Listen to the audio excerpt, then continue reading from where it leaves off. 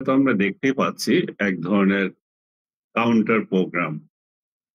শেখ হাসিনা বোধহয় ভুলে গেছেন যে মাত্র ৬ মাসের হলো উনি ক্ষমতা থেকে বিদায় নিয়েছেন এবং তিনি একটা পরিবর্তিত পরিস্থিতিতে দেশ থেকে পালিয়ে আরেক দেশে আশ্রয় নিয়েছেন। এই দেশে কি পরিস্থিতি উনি আমার ব্যক্তিগত ধারণা তিনি সেটা উপলব্ধি করছেন না। আর উপলব্ধি করছেন না বলেই একের পর এক উনি এমন সব কাণ্ড করছেন যেটা দিয়ে দেশের মধ্যে অস্থিতিশীলতা তৈরি হচ্ছে, এটা তো অস্বীকার করার কোনো উপায় নাই। দ্বিতীয়ত তার দলের যে নেতাকর্মী তাদেরকে উনি অনেকটা বিপদের মধ্যে ফেলে দিচ্ছেন। আমার কাছে গত আ ১৫ দিন হবে না, এই গত সপ্তাহে আমেরিকা থেকে একজন আওয়ামী লীগ নেতা টেলিফোন করেছিলেন। যিনি ১৬ তারিখ তার ব্যক্তিগত কারণে আপনার আ ওইখানে একটা অনুষ্ঠানে গিয়েছিলেন আমেরিকায়। তারপর দেশের এই পরিস্থিতিতে উনি আর আসতে পারেন নাই। উনি অন্য দেশে যাচ্ছেন, ওই দেশে আসছেন। এখন আর বাংলাদেশে আসতে পারছেন না। তিনি আমার কাছে সর্বশেষ বাংলাদেশের রাজনৈতিক হালচাল জানার আগ্রহ নিয়ে ফোনটা করেছিলেন এবং সবচেয়ে আমি উনার কথাটা এইজন্য আনছি এখন। সবচেয়ে গুরুত্বপূর্ণ যেই আমার কাছে মনে হলো উনার যে বক্তব্যটা সেটাই আজকে প্রতিফলিত হচ্ছে শেখ হাসিনার এই রাজনৈতিক প্রোগ্রাম। সেদিন উনি বলেছিলেন যে, "আমাদের নেতাকর্মীরা এখন একটু করে যে ৫ই অগাস্টের পর ঘরে ফিরতে শুরু করেছে। তারা পালিয়ে হলেও আছে, অ্যা ভয়ের মধ্যে হলেও নিজের বাড়িতে আশ্রয়ে আছে।" তারা এখন ওই নেতাকেই টেলিফোন করে বলছে যে, "আমাদের জীবনটা আবার বিপন্ন করার জন্য উনি এই ফেব্রুয়ারি মাসে মাসব্যাপী কর্মসূচি এবং হরতাল দিয়েছেন। এখন আমাদের জীবন আরেকবার হুমকির মুখে পড়ল এবং যেই স যে উত্তেজনা এতদিন কমেছিল সেটা আবার বেড়ে গেল।"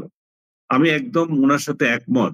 কারণ গত কয়দিন ধরে ছাত্রলীগের আ আ নেতাকর্মীরা যে কয়জন লিফলেট বিলি করছেন, নানা জায়গায় তাদেরকে ওই অপদস্থ হতে হচ্ছে।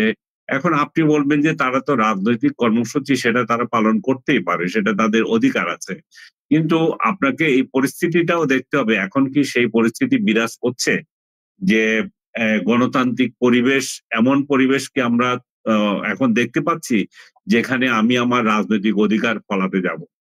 বাংলাদেশে এখন রাজনীতি নিষিদ্ধ নয়। কিন্তু যারা এখন ক্ষমতায়, যারা শেখ হাসিনাকে আ আ ক্ষমতা থেকে নামিয়েছে, তারা মনে করে যে এই স্বৈরাচারী শেখ হাসিনা তাদের ভাষায় যে রাজনীতি করছে, আওয়ামী ফ্যাসিস্ট যে রাজনীতি, তাদেরকে সেটা এখন আর করতে দেওয়া হবে না।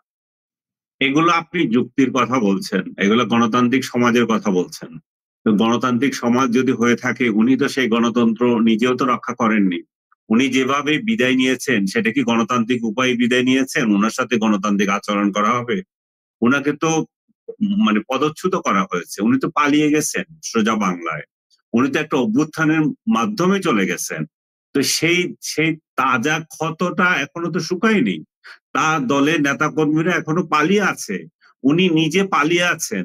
মানে খুব বাজেভাবে বললে উনি উনার শেখ পরিবারের ১৪ গোষ্ঠী নিয়ে লুটপাট করে যা নেওয়ার সবগুলো নিয়ে বাইরে আছেন। এই সাধারণ ছেলেদেরকে রাস্তায় উনি নামিয়ে দিয়েছেন যুদ্ধ করার জন্য, জীবন বিপন্ন করার জন্য। এবং উনি সংখ্যায় হিসাব করবেন কে কতজন প্রাণ গেল। এটা একটা ক্রেডিট নিবেন উনি। উনার দলের বড় নেতারা কোথায়? সবই তো পালিয়ে আছেন। উনারা যদি দেশেও থেকে থাকেন, উনাদের তো এই সৎ সাহস নাই যে এটুকু বলার আমি এখানে আছি। আসো, তোমরা নেমে আসো। তো ওই গায়েবী কর্মসূচি দিয়ে উত্তেজনা তৈরি করা আর সাধারণ লোকজনের জীবন বিপন্ন করার মধ্যে আমি কোনো রাজনৈতিক বুদ্ধিমত্তা দেখি না। রাজনীতিতে কখনো ছাড়তে হয়, কখনো আগাতে হয়। কিন্তু উনাদের তো সেই হুঁশ আমি দেখছি না। সেই ৫ তারিখের আগে যা ছিল এখনো তাই আছে।